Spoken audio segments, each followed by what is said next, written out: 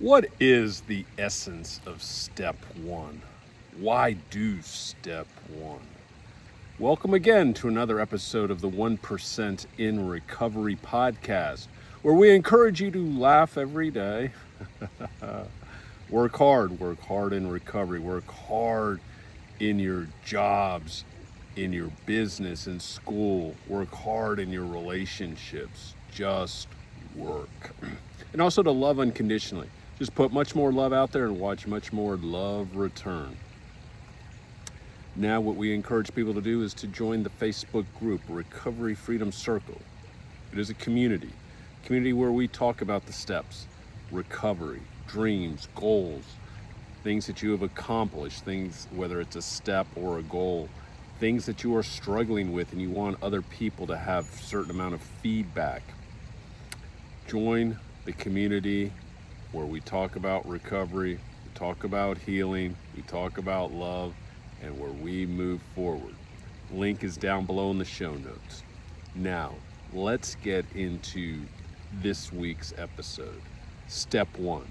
We are now going to be entering into a series which I call the essence of the steps. What is actually written about the steps, or why are the steps needed? To me, the steps are the truth, are the freedom, and are the way out so that you could live your best life. We work the steps, we get into recovery because we want to live differently. In the beginning, we struggle, we fight, we're stubborn, we don't do what we need to do for ourselves. But in the end, deep down in our subconscious, in our dream world, we want a certain type of life, and we just don't know how to get there. The steps are the answers. Now, the original 12 steps were partly gotten from the Oxford group, which were from the Bible. People got to realize is that psychology evolved since 1935. And there's a lot more that is known about addiction, about psychology, about family of origin, family of choice, trauma, all these things that kind of affect recovery. So things have changed, and that is why I came up with the 12 Steps Explained, because I find myself as a step scholar, someone who loves the steps, lives the steps, believes in the steps, and see the steps as the way to the type of life that each individual can then build and create, so then they can enjoy life, that they can have that peace, they can have that freedom, they can have that unconditional love, where they are laughing, where they are working, and they are moving forward. The problem is when people first walk into 12-step rooms, or they walk into therapy, or they walk into a treatment center, there's constant fighting. Now think about it this way. If you were bleeding and you went to a hospital, you wouldn't question why they put gauze and pressure and stitched you up. Or if you had a broken bone and they set your bone and then they put a cast on it so then you could heal faster, you would accept that. Same reason as you are in the ocean and you are dog paddling and all of a sudden someone throws you a life preserver so then you could float. You don't push the life preserver away and say, no, I got this. I have miles to go before I even see land, and I will drown before I get there. No, you grab onto that life preserver. You actually then continually to stay above the water, and you get to live. But now think about it from an emotional standpoint. So many people think that they have to do it themselves. They have to actually then solve their own problems. And that becomes the biggest obstacle. People walk into 12-step rooms, therapy, treatment centers, and they already have their walls up that they're guarded against, that they feel like they just got to try one thing more. No, you've tried enough things on your own and realize life requires help. Life requires people, mentors. If you truly want to grow in your career, you need a mentor. If you truly want to grow money, you need a financial mentor. If you really want to get closer to God, you need some type of spiritual advisor, spiritual mentor. So if you want to stop addiction, you need a mentor. That is why I became a recovery coach, to get people to the other side. You can't do this alone. And that is unfortunately how a lot of ways psychology works. 12-step rooms and therapy require the person to have the self-initiative. And if you don't use me, you need to have some type of coach. You don't go to the gym and expect to build muscle, lose weight, and not hire a trainer, especially if you have a long way to go. You need to have someone to tell you how to do certain exercises right, where you're not overusing your back or your legs, and you can isolate a muscle. The same thing with emotions. You need someone to explain step one. What is the essence of step one? The essence of step one is not about stopping addiction, and is not about finally realizing that your life is unmanageable. Step one is for someone to really hold you, look you in the eye, and say, you need to change. You need to change something. More than likely, you need to change multiple aspects of your life that you are not feeling fulfilled. You are in a depressive state. That is why I don't like therapists who immediately start prescribing antidepressants. Allow a person to feel. Same thing, when people first walk into a meeting, you encourage them, okay, what do you want?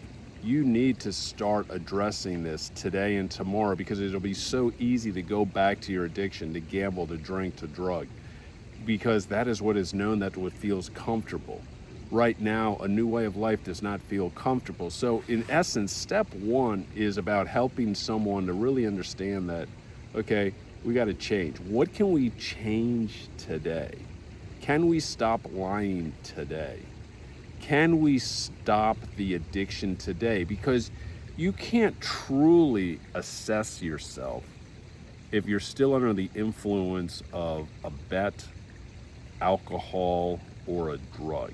You need a detox. I say you've got to have at least 72 hours, hopefully 5 days to 1 week away from your addiction, and then have an honest conversation and saying, okay, what do you want?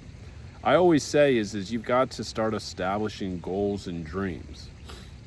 But it's amazing how many people that are right out of their last bet or drink can't even dream of anything that they truly want in life, whether it's their family goals, whether it's some type of career goals, whether it's something fun like travel or some type of hobby. They are so inundated with all the other problems that they can't even allow their mind to be free. That's how I realize is that you can't even almost jump in. The way I'd say step one is about, you got to work the subconscious. You've got to set a schedule. You've got to establish goals and dreams. But before that, you've really got to almost start conditioning yourself. It's like you don't start playing a sport until you warm up. And to me, that is why I came up with the scorecard. You've got to start moving your body. You've got to start eating right. You've got to start talking to people that are supportive. You've got to start reading and listening to podcasts that can uplift you. You've got to be able to start moving the needle in the right direction. So in essence, these are going to be the why we do the steps. Yes, you do need to stop your addiction, and you do need to hopefully stop today and never go back to it, because it is true poison. Alcohol is poison. Gambling is poison. Drugs are poison. But so is fast food is poison, soda is poison, that's regular soda or diet soda. There's a lot of poison out there that gets fed to us because we're constantly seeing images around gambling, fast food, soda, beer, wine, and we're constantly reinforced with society. So you've got to fight on saying, what do I truly want to put into my body? How can I fulfill my body with true health? And that is truly the essence. So to me, step one, as we delve into it, because I say part of also step one is clarity, is honesty, but it's the change. So once we commit and tell someone, okay, you walk into your meeting and you tell someone you've got to change, otherwise your life is going to continue in a downward spiral. It'll continue downward in some way. It'll be unfulfilled in some way. Doesn't mean that you're going to lose your job or your family, but are you truly going to feel like you're living in your life? You're living the life that you want, that you are living, that people truly know who you are and what you want to do with your life.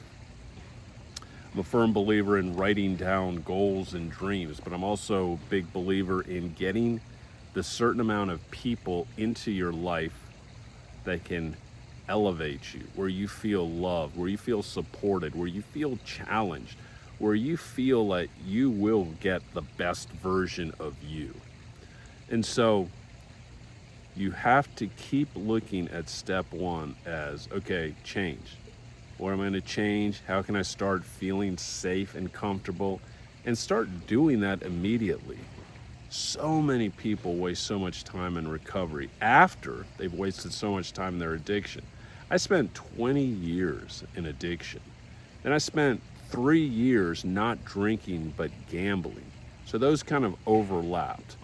And then it still took a little while, about 40 days, where I finally stopped drinking and gambling and really paying attention in therapy and in 12-step rooms, doing the literature, working on myself, doing everything that needed to be done, not only emotionally, but then later on, spiritually, mentally, physically, so then I could live the type of life that I want.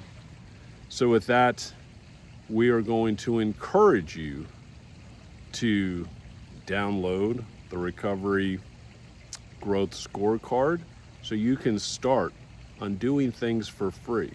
I'm a big believer is the only way to gain trust is to be completely transparent as a coach, as well as to give plenty of free resources out there so people truly understand what is recovery, what is life when you start living it. So with that, we're going to conclude this episode of the 1% in Recovery podcast.